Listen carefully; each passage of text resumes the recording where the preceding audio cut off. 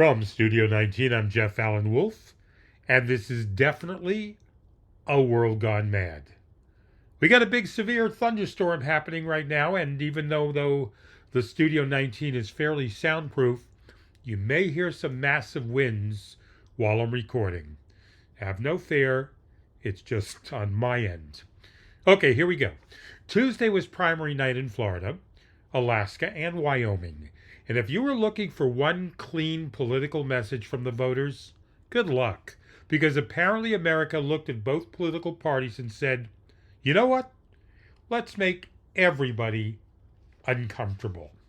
Start in Florida, where Democratic State Representative Angie Nixon pulled off one of the biggest surprises of the night, defeating Alex Vindman for the Democratic nomination for U.S. Senate.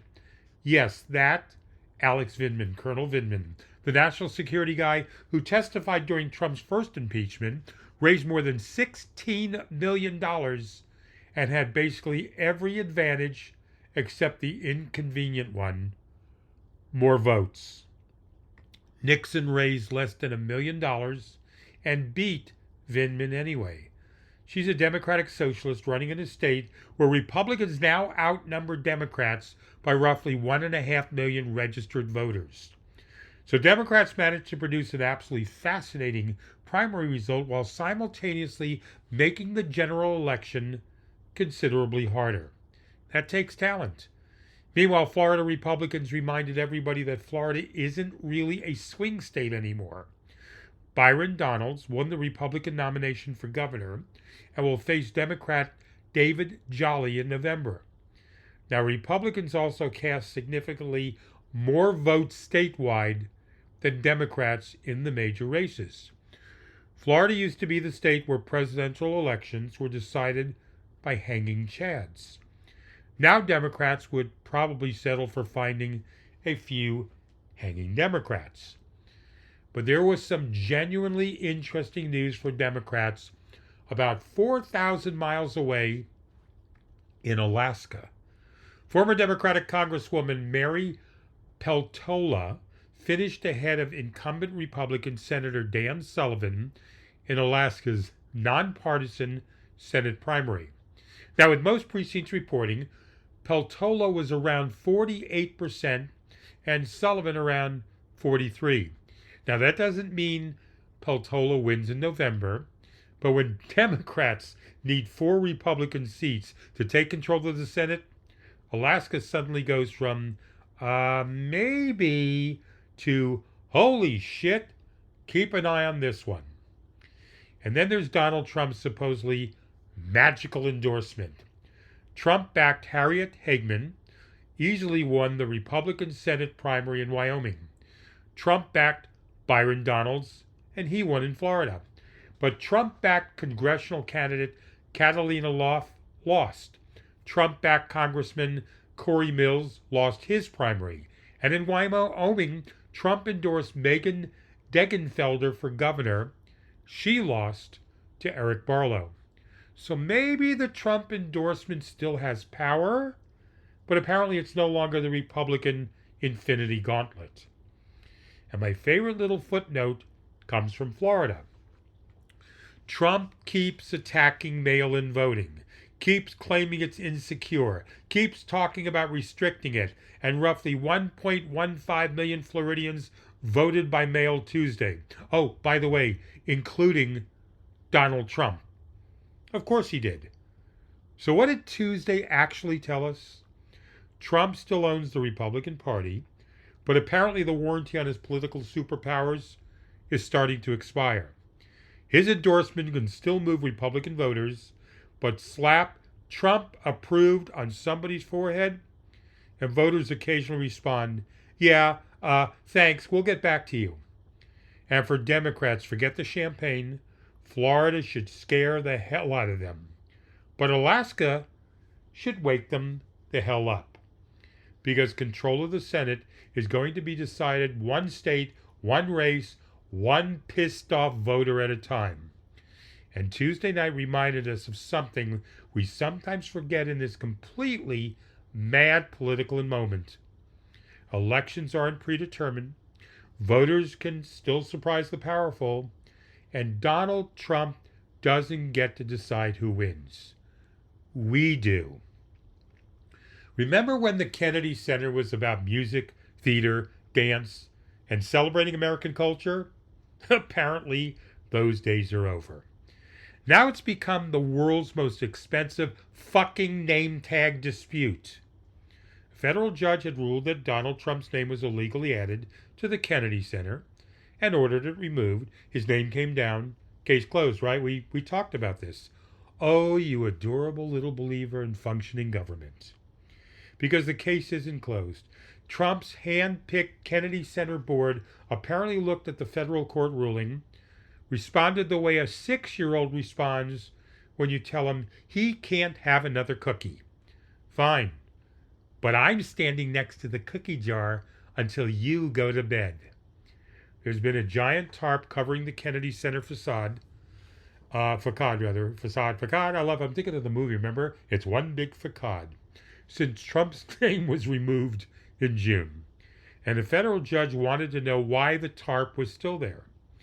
And now the Kennedy Center says it won't commit to taking the tarp down, claiming it's needed for scaffolding, water testing, and structural repairs. Sure, and if my grandmother had wheels, she'd be a fucking bicycle.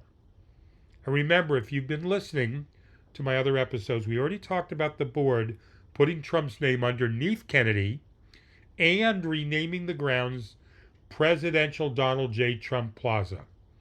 Well, apparently that wasn't enough, Wolfpack. Because now, if the Trump Kennedy Center Fund reaches $100 million, they've approved a third line that says, I swear to you, endowed by the Trump Kennedy Center Fund. So apparently the long-term preservation plan for John F. Kennedy's memorial is to keep adding Donald Trump's name until eventually you need to squint to find Kennedy's. Seriously? At this point, just put his name on the urinals and maybe everybody can finally go home. And here's where this stops being merely ridiculous and becomes important. A federal judge already ruled that only Congress has the authority to change the Kennedy Center's name. The government appealed, and appeals court refused to let Trump's name go back up while that fight continues. Yet somehow we're still doing this. Another vote, another, inscription, another legal maneuver, another attempt to find some tiny crack in the door where they can squeeze Donald Trump's name back onto a memorial dedicated to somebody else. And that is what makes this bigger than a stupid sign. This is the same exhausting philosophy we keep seeing over and over again. If a court tells you no, don't accept no. Find another way. Change the wording. Move the letters. Cover the wall. Run out the clock. Keep pushing until everybody else gets too tired to keep fighting. But there's one problem with that strategy. The Constitution isn't a customer service representative you can scream at until you get the manager. A judge said no, the law said no, and Donald Trump's name came down. So they keep the tarp up, put scaffolding around it. Hell, wrap the entire Kennedy Center in bubble wrap if it makes everybody feel better. Because underneath all of it, the building still carries the name Congress gave it. John F. Kennedy. And maybe there's something beautifully appropriate about that. Donald Trump desperately wants his name carved into history. Instead, right now, it's hiding behind a tarp. And finally, let's talk about North Korea, South Korea, China, and us. I'm trying to imagine Harry Truman, Dwight Eisenhower, John Kennedy, Ronald Reagan, either Bush W, Bush H, Bill Clinton, Barack Obama, or Joe Biden looking at a nuclear-armed dictatorship threatening one of America's closest allies and saying, you know who really needs a break here? The fucking dictator. But welcome to Donald Trump's foreign policy. Here we go. On Sunday, Trump ordered the Pentagon to substantially reduce America's joint military exercises with South Korea. These are exercises with an American treaty ally that has roughly 28,500 American troops stationed there, staring across the border at a nuclear-armed North Korea.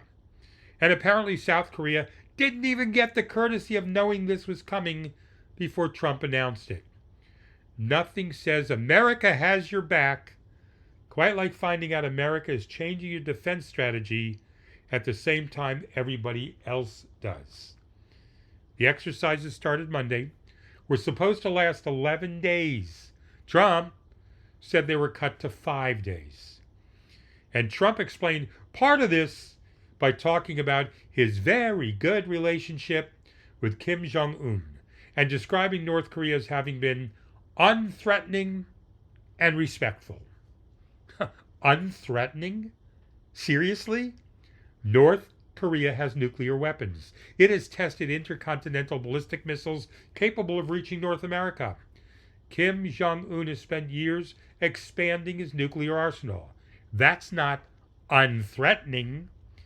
That's like standing in front of a guy who is holding a flamethrower and saying, relax. He's being very polite. And what did Trump get for this? North Korea basically responded back. Not good enough. Kim Jong Un's sister, Kim Yo-jong, said reducing the size and duration of the exercises doesn't change North Korea's opposition to them. So Trump gives Kim something he wants, rattles an American ally, South Korea, and North Korea responds like somebody getting supermarket flowers on Valentine's Day. That's it, Donnie? And now Trump says he expects to meet Kim Jong Un again this year. Of course he does. Because apparently we're rebooting a movie we already watched 3 fucking times. Trump met Kim 3 times during his first presidency. He praised him. He talked about their extraordinary relationship. He curtailed military exercises then, too. And after all the handshakes, letters, compliments, and beautiful photo opportunities, North Korea didn't abandon its nuclear program. It expanded it. Meanwhile, China gets to sit back, watch an American president create uncertainty between Washington and Seoul while Beijing tries to increase its own influence in the region. China doesn't have to break the American alliance system if Donald Trump keeps loosening the screws himself. And that is what makes this so much more serious than another ridiculous Trump love affair with a dictator. America spent generations telling its allies something very simple. Stand with us, we'll stand with you. Trump's doctrine increasingly seems to be screw the ally, compliment the dictator, give the dictator something he wants, and then hope that dictator will agree to have dinner with you. I don't give a shit who Donald Trump personally likes. I care whether the countries that have stood beside America for decades can still trust us when their security collides with his personal affection for authoritarian strongmen. For 70 years, South Korea knew which side America was on. It shouldn't take a fucking summit with Kim Jong Un to find out whether that's still true. That's my opinion on this week's A World Gone Mad. I said my thoughts. Now where are you? wolfpacktalks@gmail.com. If you care to give it a try, it's very easy. It only takes a minute. Please send me your thoughts and comments. I would appreciate it. And don't forget to subscribe to this podcast. If you haven't, it makes this a lot easier letting you know when a new episode is out. Remember, the podcast is free. Also, check out my Substack. Once a week, I post an article Saturday morning. It's different from the podcast. Some people like to read instead of listening. Some people like to do both. If you don't have the Substack app downloaded, then search for me on a browser, The Wolf's Den on Substack. There are other dens, but look for my name, The Wolf's Den by Jeff Allen Wolf.